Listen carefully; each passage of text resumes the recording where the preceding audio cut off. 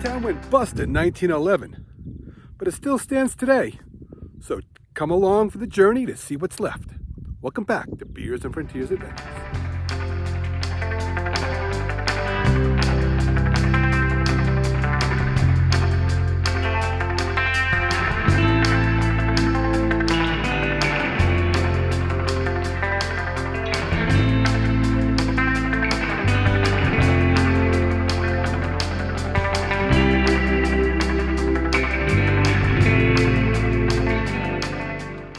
This town was established in 1897 and it was settled by some German miners. And that's how they got the name Berlin. So they named it after a city in their home country. And these guys came here to dig through the hills and see how much silver and gold they could get. Let's walk around and check out what's left of Berlin, Nevada.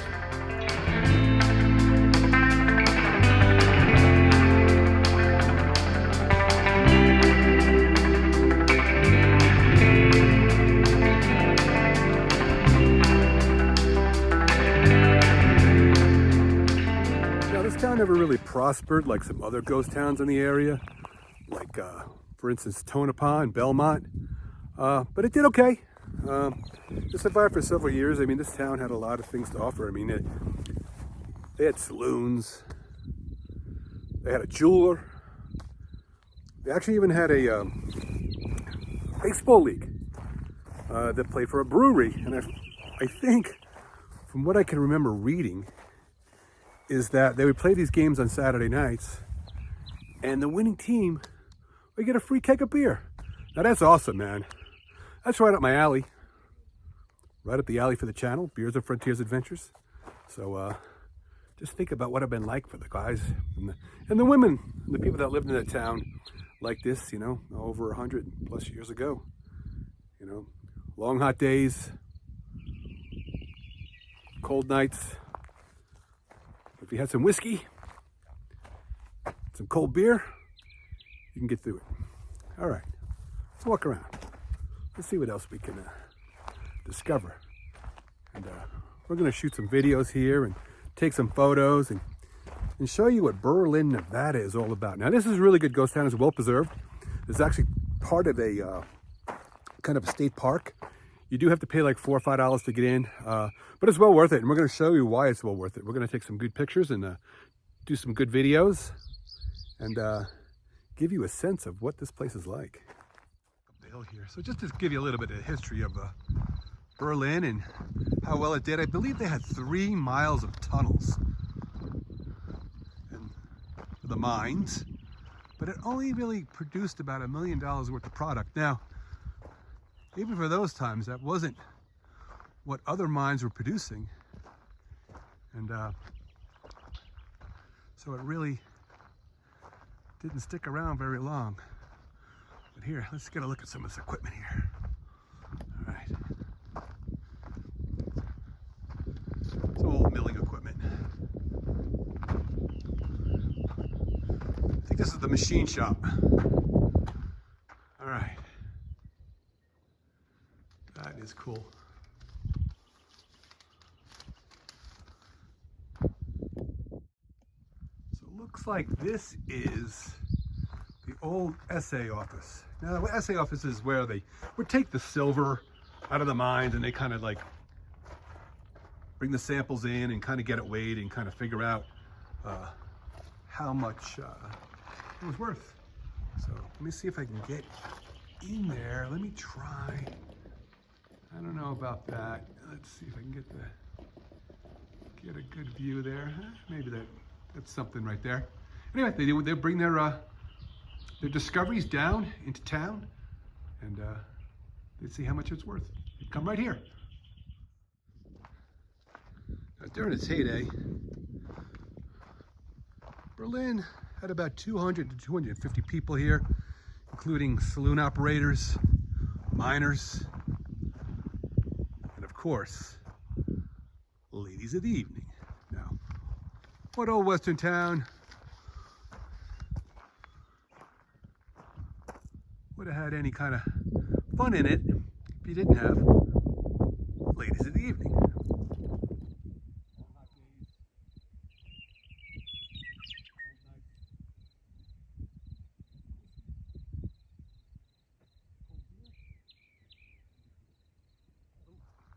believe this is the old mill. We're gonna get a closer look into that. Before you, just want to kind of let you know that, like I said, this town went belly up in 1911, and kind of what it gave its second life was one of the things that makes this place special, and that is it's a discovery of the giant ichthyosaur fossil. And that's, I think it's like 50 feet long. It's on display nearby here, and we're gonna go check that out in a little while. They have a separate area, I think it's about 2 miles away from the proper town, where they found this giant fish in the middle of the desert. Well, that would tell you that one time this was underwater.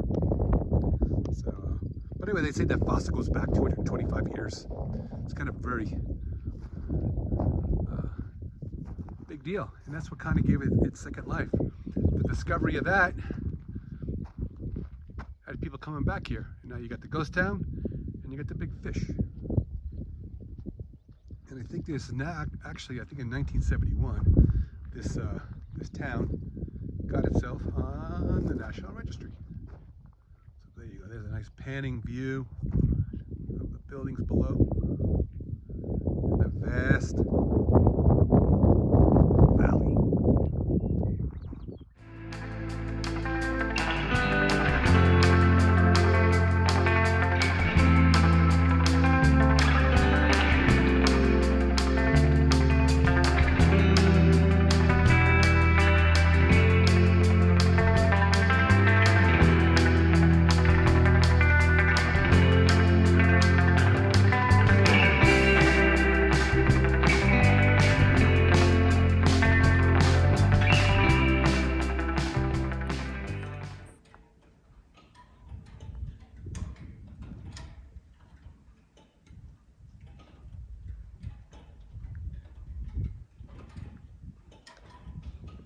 Let's take a walk up the hill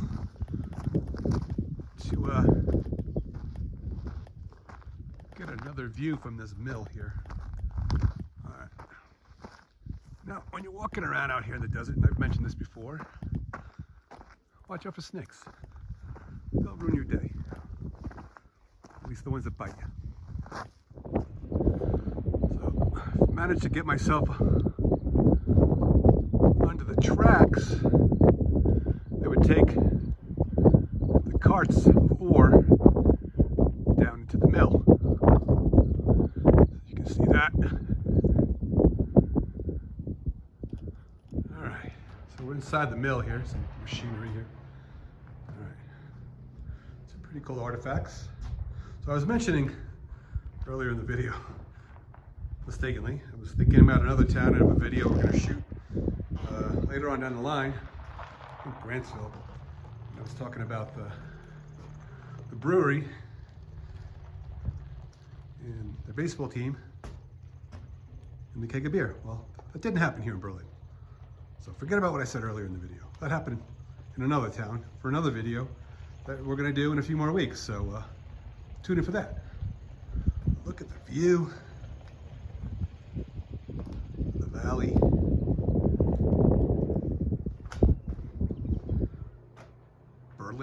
Berlin, Nevada. Kind of liking it, man. Love it here.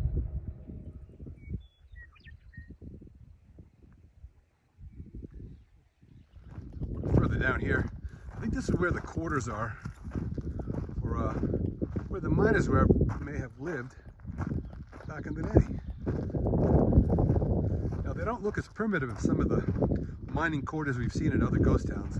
And a lot of these places, the miners probably lived in tents. Pop up a tent, do some mining for a couple months, press on, move somewhere else. Anyway, let's take a good look here. I think people who live here now, I think you might have some park rangers or stuff. Might now living in these things. Let's see here. Let me come underneath.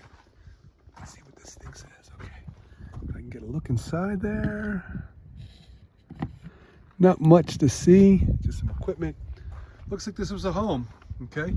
Somebody named Mrs. Stevens back in the day, okay? Let's see if we can see up here. All right. Let me see, press this against the glass here to kind of see what's inside. So there you go. Kind of get an idea what it looked like inside one of these homes back in the late 1800s and how the people may have lived. I believe this was the home of what they call the Phillips home. I don't really know much of the history. I'd get up closer and give you a look inside, but it looks like they've just dumped a bunch of building materials in there, so there's really nothing to see inside there. They're probably using it as a storage unit. But this is what a home in the late 1800s would have looked like. You can see the rustic roof there, the metal roof, and the wheelbarrow, lugging their supplies about, overlooking this gorgeous valley. I'm telling you, it's beautiful. So I'm telling you, if you ever in Central Nevada, make it worth your while to come out to Berlin, Nevada. Now we got more to see here in this video. We're not done. We still got to get to the big fish. That's going to be the big grand finale of the video, and we'll wrap up things there. So stick around. We're not done yet.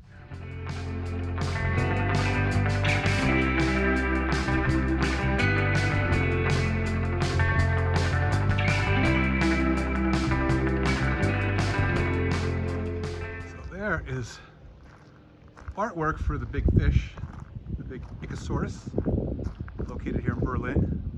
So this is why people come here. So like I was saying earlier in the video, that although the town had died, this is what really brought it back to life. People want to come out and see this thing. So now this ichthyosaur park, actually, this thing opened up in 1957, and that's kind of like the main attraction right now. And we'll take a few pictures of that big fossil for you. So that's the entrance right there to where the big fish is.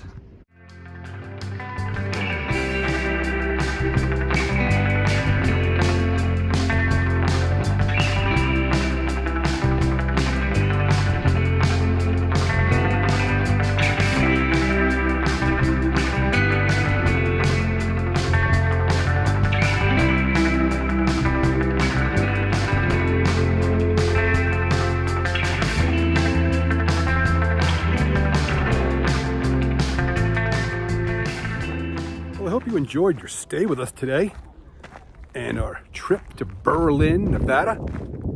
But that's all we have for you now. Cheers from Beers and Frontiers Adventures.